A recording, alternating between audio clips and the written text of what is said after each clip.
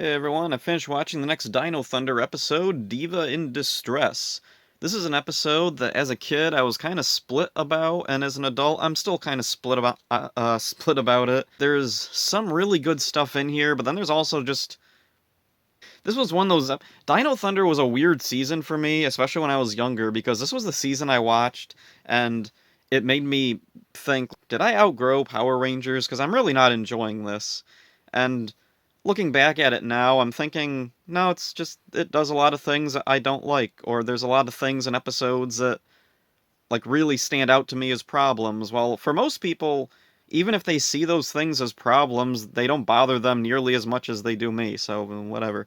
Summary for this one. Kira's playing a song at Haley's cyberspace. Trent pops in, and oh yeah, there's a really odd bit from Tommy where like he's talking to Kira about her music. Her music is supposed to be meaningful, and Tommy says, "But all they play on the radio is pop garbage." Like what Kira's playing doesn't sound too far off from what like plays on the radio or anything. The Rangers are talking about music, and Connor is a fan of this pop singer Kylie Styles. Tommy cringes at her name. Touch grass, Tommy. Kira reveals that she knew Kylie Styles. They were in a band, but then Kylie got discovered and went off to work with an agency.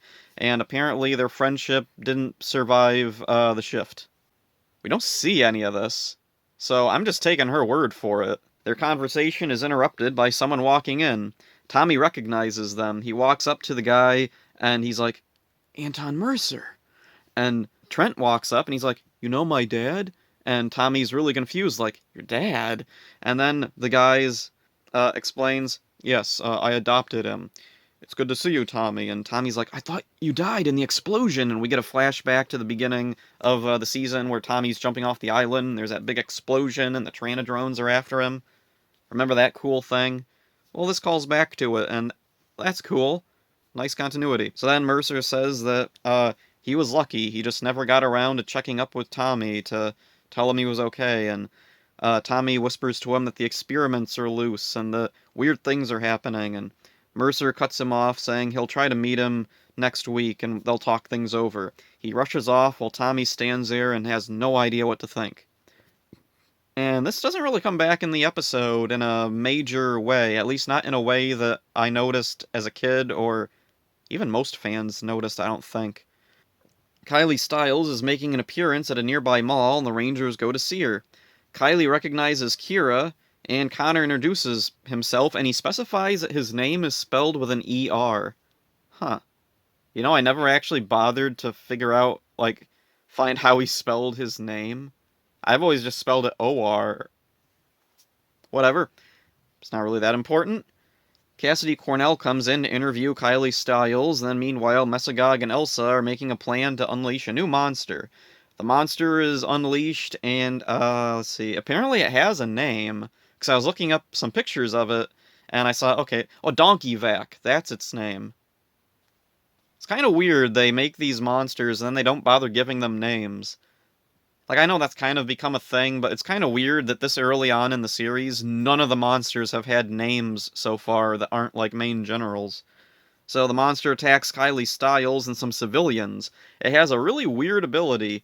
It can zap people with its mouth or nose. I'm assuming nose because of a thing that happens later, but it's not really called attention to. There's just a blur around its face. It shoots the thing, and it turns people old by sucking their youth away.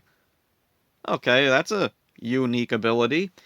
Ethan, Tommy, and Connor see the new monster from the screens at Tommy's lab, and so they're gonna go take care of it, but Kira's not there. Kira's taking care of Kylie, who... She was... But this is a weird, like, jump in the episode. It feels like there's a scene missing. Kylie gets attacked by the monster, then we cut to the Rangers, like, in Tommy's lab. We don't see anything of, like, Kira taking her, like, away to be safe or anything. I don't know, it's just weird. It's a weird jump, I don't get it.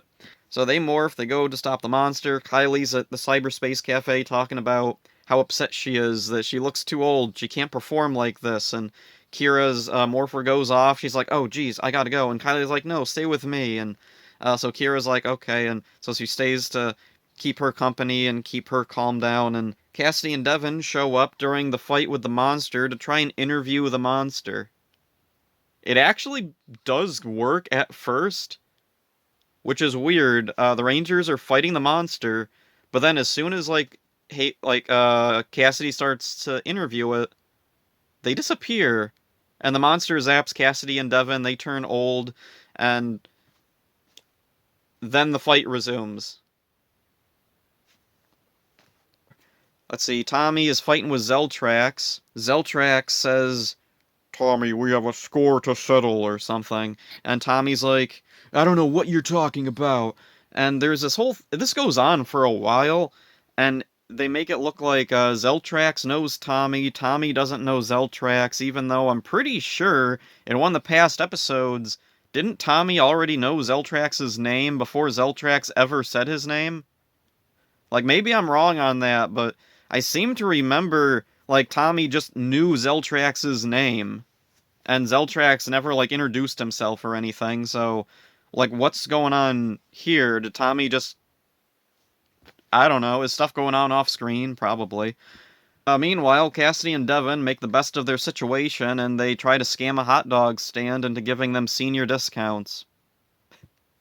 I do like this bit, this is pretty funny. Meanwhile, Kira's still with Kylie. She reassures her that she shouldn't be so concerned about her looks, and then she's like, "Remember when we were younger and we were in a band? It was just for the music, it was for fun." And she gives Kylie a cassette of their old band performing, and then, let's see, Haley plays it, Kylie listens to it, and she begins to remember her friendship with Kira and why they played music in the first place, and it's a nice little scene. And I do like this one. Like, whoever the girl is that plays Kylie, she is a pretty decent actor. Like, I love you can tell so much just from her face, even under the wrinkle makeup. Let's see, Kira joins the Rangers fighting the monster. She grabs a tennis racket and hits some tennis balls at the monster, which get stuck in its nose. So this is, like, the first thing that made me think, oh, does the beam come out of his nose, not his mouth? What does tennis have to do with anything? And it's weird because they never establish that, like, where the monster can shoot the beam from is an issue. So, I don't know, this is just really weird. This is something that probably made way more sense in Abba Ranger. I did watch Abba Ranger, but I don't remember the specific episode. But I'm guessing they probably made a bigger deal about, like, we have to stop him from shooting the beams at people or whatever. Over here, they don't really make a point of it. She just hits the tennis balls into its nose, and that's that. In context for Power Rangers, I guess it could be it distracts the monster, but it's still kind of weird since, like, tennis just out of nowhere. Tennis wasn't a thing at all in this episode. It's just this thing that happens. The Rangers combine their weapons, they destroy the monster, Mesagog revives it, they call the Zords, they defeat the monster for good. Yeah, not a lot to say there. The monster's spell is lifted, and everyone turns back to normal. And then Cassidy gets in trouble for trying to continue getting senior discounts. And then she gets chased by a bunch of angry old people. So back at Haley's cyberspace, Kira sees a picture of a girl that someone drew, and she exclaims, "Hey, it's me!" And the picture does kinda look like her. Like, I'm not an amazing artist. If you want to see, like, my artistic abilities, the thumbnails for every video, but... like, I look at this picture, like, how does she immediately know it's her? And then there's an even weirder assumption that turns out to be right, where, let's see, Haley tells her Trent drew it, and she talks to Trent about it, and she says, "Why did you draw me as a superhero?" I went back and I looked at the picture. Superhero? What is superhero about it? There's nothing superhero about this picture. It's just a girl standing there. The girl that barely looks like Kira. Her hair isn't even the right color. Her clothes aren't the same. It's such a bizarre scene. I really don't get this. Kira performs the most pop garbage song I've ever heard, and then Kylie comes in and joins her. And it's okay, because it's not on the radio, I guess? So yeah, this episode is slightly better than the few previous episodes.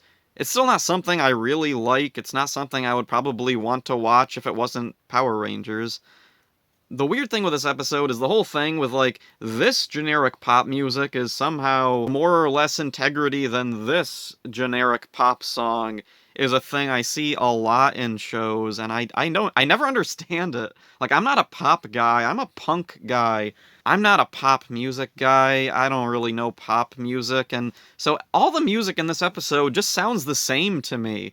The song that she sings at the beginning, the song in the middle that plays on the cassette, the song at the end, it's all the same to me. None of it stands out, and even the lyrics are pretty generic.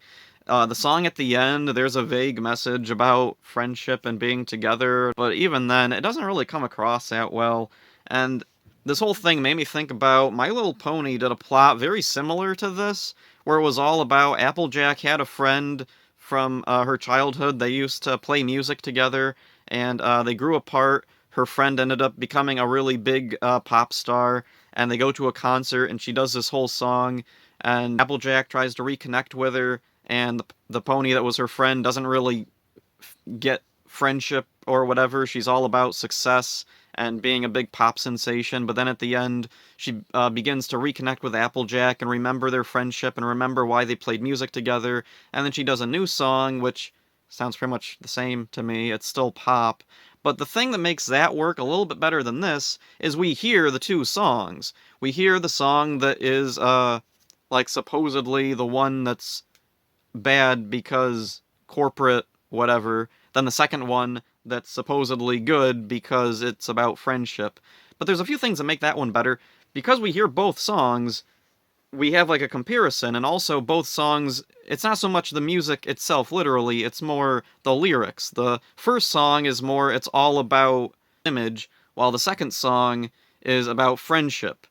So the music itself is more just the vehicle to drive this message. In Power Rangers, in this Dino Thunder episode, all we hear is Kira's music. We never hear Kylie's music, and I'm guessing that's because the creators or whoever behind the scenes just wasn't creative enough to know how to make, like, the same kind of generic pop music, but then make it sound worse somehow. Because, like I said, all the music sounds the same. We never hear Kylie except for on the cassette and at the end.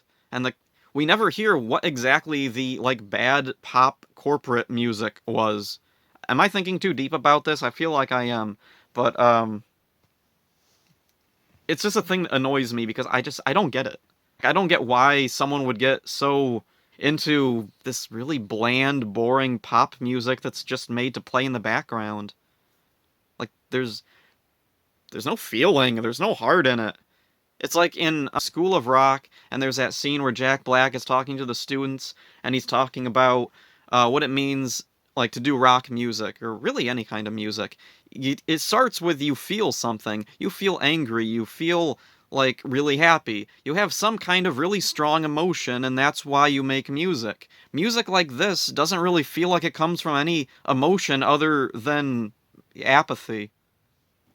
I'm thinking way too deep about this. Moving on. Oh, there is a weird little parallel here with Kira's art and Trent's art. Trent's art is amateurish. I mean, my art's amateurish too, but, like, I have a style. This just, it reminds me of, like, in high school when you're just learning how to draw and you're trying to take some elements of things you like. That's kind of what this looks like. Like, you're trying to put it together, but you haven't quite mastered it, and there's not really a visible style here. Also, on top of that, it doesn't look like Kira. It doesn't look like a superhero. The proportions are really off. The head, the one arm is in a weird thing. Like, I'm guessing maybe he was working from, like, a live-action reference or something for the arm to be in, like, such a weird position like that. In fact, that's the thumbnail for this image, my own take on it, which I'll get into. This scene here reminded me a lot of way back in Mighty Morphin Blue Ranger Gone Bad. There's a very similar scene to this, where this girl makes a statue of Billy. She takes the thing off of it, and it's Billy in a gold Power Ranger outfit. It's instantly recognizable as Billy, it's instantly recognizable as a Power Ranger. We really didn't need to be told that what it was. Whereas Trent's picture, if Kira didn't say, "It's me," and then later on ask Trent, "Why did you draw me as a superhero?" we would have no idea, like, that it was supposed to be Kira, and also supposedly that it's a superhero, even though it looks nothing like a superhero at all. I think that in Dino Thunder, Trent's drawing would have had a lot more meaning and weight if he had drawn Kira as a Power Ranger. It's like, it felt like such an obvious thing to me. Like, if you're going to put this into the show, that's the obvious choice. And they completely ignored that. And it's so weird to me. Why wouldn't they do that? And there's a scene earlier that I skipped over, I didn't really talk about because it goes by so quick. We get a quick little scene of Trent and his father, Anton Mercer, at their house. Trent's doing his homework in Anton's business room or whatever, and Anton is a little bit snippy. He's like, "Do you have to do that in my room?"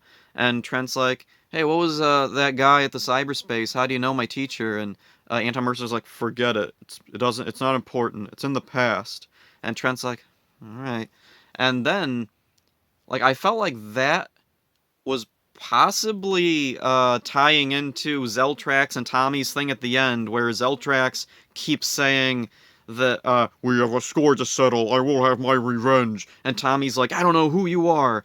And I realized the whole point of that, and the whole point of Anton Mercer and Trent at their house at the beginning, and also probably the earlier meeting with Anton Mercer and Tommy, was meant to be a red herring that Anton Mercer is Zeltrax. It's meant to plant that seed. And I was like, holy crap, I never realized that. And I don't think any other fans ever realize that, because I never hear anybody talk about it. And on top of that, if Trent had drawn Kira as a Power Ranger, that might have actually planted a few seeds of suspicion, being like, oh, could it actually be Trent who's Zeltrax, or associated with the villains in some way? Because, like, does he actually know she's a Power Ranger? Like, what about Anton Mercer? Does he have anything to do with this? Because he's his father, after all, adopted father, whatever. But I don't really get any of that. That's all just my own, analytical thoughts about it. We don't really get any of that spelled out specifically for us. Kylie Stiles, not that deep of a character, doesn't make much of an impression, and not a lot going on with her. Cassidy and Devin are easily the highlight of the episode. I like Cassidy's confidence in approaching the monster for an interview, and I also love how quickly her motivations and morals change when she's turned old.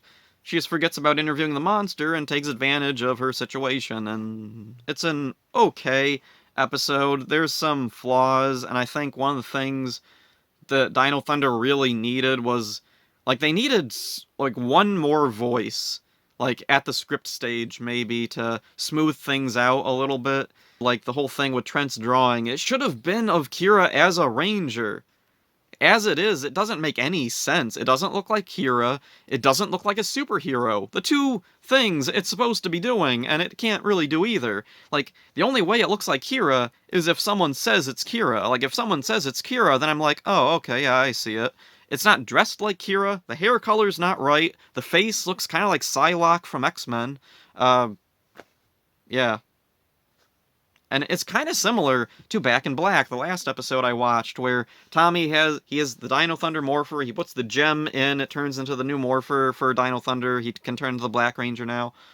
But it doesn't really mean anything. It feels hollow, and I was thinking, wouldn't it be a lot more meaningful if he had the Zeonizer, and so he puts the thing in the Zeonizer, and the Zeonizer turns into the Dino Thunder Morpher. It'd have a little bit of relevance, it'd be a cool moment for fans, and the younger fans, like, they've seen Legacy of Power, presumably, so they know that Tommy had a past as a ranger, so it wouldn't be out of place for him to still have an old Morpher, even if it didn't work. And I think that would have been... I'm getting off topic, I'm getting back to... If you want to know my thoughts on that, watch the last episode on Back in Black. So, that's it for this one. Hope you enjoyed it. See ya.